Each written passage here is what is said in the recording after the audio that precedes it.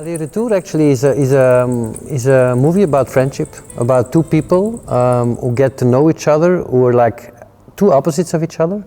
There's a truck driver driving through Europe, and there's a guy who wants to travel to England, but who gets into the wrong truck, and they meet up, and they are in a way they have to deal with each other, and they travel together because they need each other.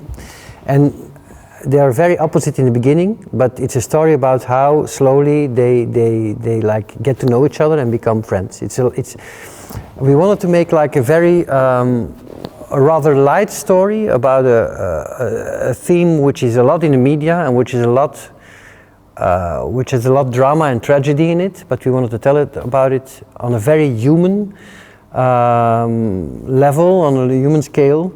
With two very well-developed main characters, and luckily we could find two great actors to play them. It's Erika and Idi, and it's Welkit who plays it, and Ruud.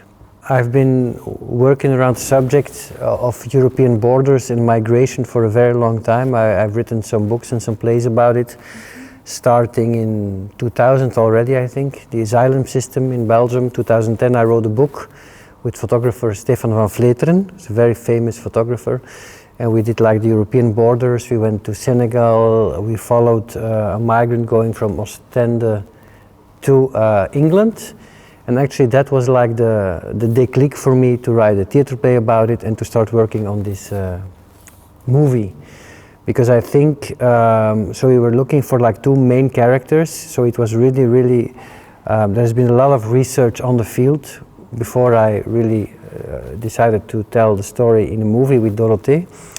But I really wanted to do it because I think that fiction stories or feature films can approach the public or touch the heart of the public in a different way. I know how asylum system works a little bit, and it's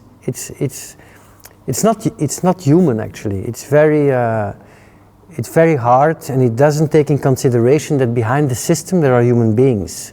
So in a way it's very important and interesting to tell those stories, because they tell about the clash or the paradox between what humanity needs or requires and how politicians or structures tend to organize a society. You've been writing about, like you said, about Europe and migration for about 20 years. So what's your perception of migration issues, both in the Flemish context and internationally? Well, the Flemish context in a way doesn't exist, because we have to talk about the Belgian context, the national context and the European context. There's a lot to say about it. What I was saying before, that is like a paradox of the clash between like the most individual and the most political. And I did a performance like 20 years ago, and then one of the interviewees told me, "I'm not political, I'm personal." That she told me. It was a woman from Lithuania, but the personal is political. So that's one thing. The other thing is that I think that we always should be aware here of the privileges we have, and how privileged people who can organize their alienation and their traveling, how privileged they are. And I think that the resilience, or how do you say that, from people migrating is often 10 times bigger than like than those who don't, you know. So it asks a lot of courage, lightness, and strength to do that. So yeah, and it's an undeniable part of what society is these days. So we cannot think it away. So I think it's an important topic for fiction. I've seen throughout the years how, what I was saying also earlier, how the way literature and non-fiction has been treating it has been changing. If you read, for example, the Lost Children archives now, I don't know if you know that book,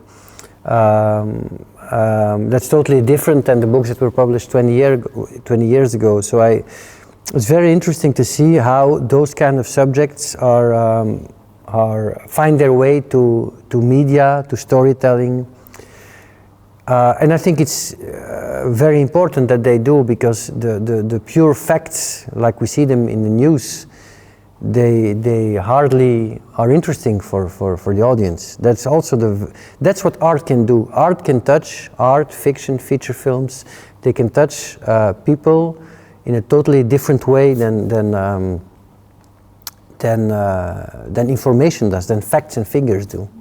We live in times where people often think that facts and figures, data, are like the only thing that counts. Well, they don't. You know, that's a big mistake. The big mistake is to think that has an impact on how people think about reality. It hasn't. Emotional experiences have, you know, and you can have an emotional, empathic experience while watching a movie, while reading a book, while watching a play.